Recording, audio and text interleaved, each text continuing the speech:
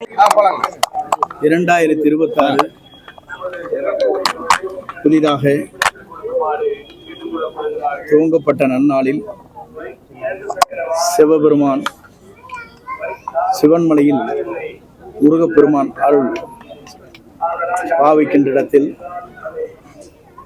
தமிழக வெற்றிக் கழகத்தின் சார்பாக இன்று 1ஆம் தேதி என்று அலுவலகம் இங்கே திறக்கப்பட்டிருக்கிறது. 1ஆம் தேதி என்பது 2026 தமிழகத்தில் ஒரு மாற்றத்தை உருவாக்குற நாள் இன்றைக்கு துவங்கப்பட்டிருக்கிறது. குறிப்பாக ஆலயத்திலே வழிபடுகிற அத்தனை பேரும், இறையருள் உள்ளவர் அத்தனை பேரும் எதிர்கால தமிழகத்தை ஆள்வதற்கு, எதிர்கால தமிழகத்தினுடைய நல்லாட்சி நடத்துவதற்கு, இன்று தமிழகத்தினுடைய வெற்றி கழகத்துடைய தலைவர் வெற்றி தளபதி தான் தமிழ்நாட்டை ஆள வேண்டும் என்று இளைஞர்களும் பக்த கோடிகளும் பெரியவர்களும் பெண்களும் தமிழ்நாட்டை தொழில் செய்கின்ற அத்தனை பேரும் ஒருமனதாக ஏற்றுக்கொள்கிற தலைவராக இன்றைக்கு பவனி வந்து கொண்டிருக்கிறார்கள். உலக வரலாற்றில் நம்முடைய மலேசியாவில் நடைபெற்ற நிகழ்ச்சி என்பது அவருடைய கேசட் வெளியீட்டு விழா உலக வரலாற்றில் இடம்பெற்றிருக்கிறது. இதுவரையிலும் பாரத பிரதமர் குடியரசுத் தலைவருக்கு மட்டும்தான் விமான நிலையத்திலிருந்து அவர்கள் சாலையிலே செல்வதற்கு, ரோட் ஷோ என்று சொல்வார்களே, அதற்கு அனுமதி வழங்கப்பட்டு ஏறத்தாழ 1.5 லட்சம் பேர் இங்கே கூடியிருக்கிறார் என்று சொன்னால், மலேசிய மண்ணி உலக நாடுகளிலிருந்து வந்த தலைவர்கள் அத்தனை பேரும் வியக்கத்தக்க அளவிற்கு ஒரு வரலாறு படைக்கப்பட்டிருக்கிறது. அந்த வரலாற்றுக்கு சொந்தக்காரர் தான் நம்முடைய தமிழ் மண்ணில் மட்டுமல்ல, உலக அளவில் இன்றைக்கு அவருடைய புகழும் அவருடைய இன்று எதிர்காலத்தை நோக்கி அவருடைய பயணமும் எல்லோரும் நேசிக்கின்ற அளவிற்கு அது சிறப்பாக இருக்கிறது.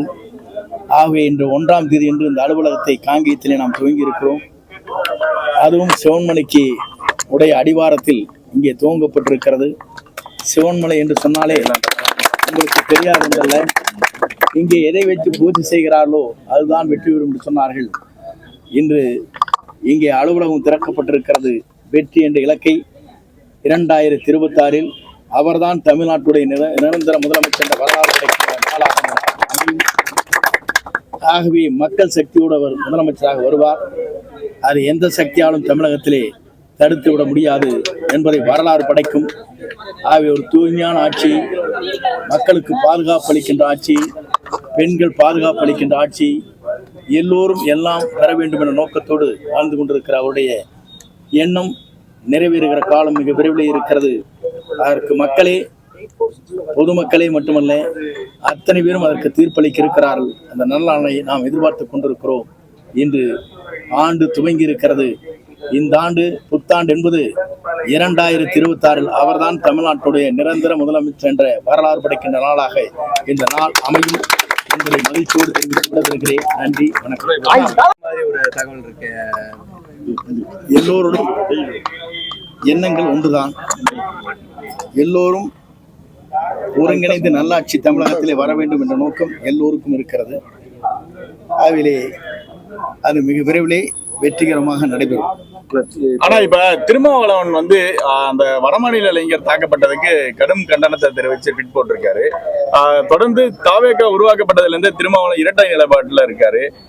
திமுக ஒரு தீய சக்தின்னு விஜய் சொன்னதுக்கு அப்புறம் அவர் வந்து ஒரு மேடையில சொல்றாரு திமுக ஒரு தீய சக்தி அப்படின்னு. அவரு அதே மாதிரி 3 முறை முழக்கமிடுறாரு. அதுக்கப்புறம் என்ன அப்படின்னா அதை பத்தி எங்களுக்கு டோன்ட் கேர்ன்னு சொல்றாரு.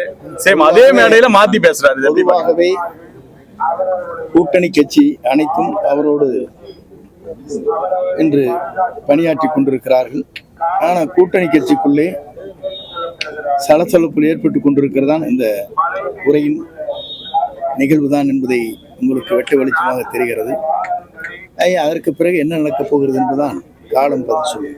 விசிக தாவேகாக்கு வர வாய்ப்பு இருக்கு. விசிக வருகிறதோ இல்லையோ என்பதல்ல, விசிகாவிற்கு தொண்டர் அத்தனை பேரும் இங்கே வந்து கொண்டிருக்கிறார். தாவேகா பொதுக்கூட்டத்துக்கு அப்புறம் திமுக பிரமாண்டமா பகுமன்றத்தில் ஒரு பெண்கள் மாநாடு, அதை பத்தி என்ன? ஒரு ஆளுக்கு 1000 ரூபாய் கொடுத்து கூட்டி வர வேண்டும் என்று சொன்னால் நீங்களே அதை செய்து கொள்ளலாம். ஆனா, இப்ப முன்னாள் கவர்னர் தமிழிசை சவுந்தரராஜனை சேகர் பாபு அவர்கள் உரிமையில பேசினதா ஒரு சர்ச்சை கிளம்பியிருக்கு. அது எப்படி பாக்குறீங்க? ஒரு முன்னாள் கவர்னரை ஒரு இன்னாள் அமைச்சர் அந்த மாதிரி பேசலாமா? கோவில்ல வரிசையில வர சொல்றதுக்கு இல்லை, எல்லோருக்கும் ஒரே அனுமதி தான்.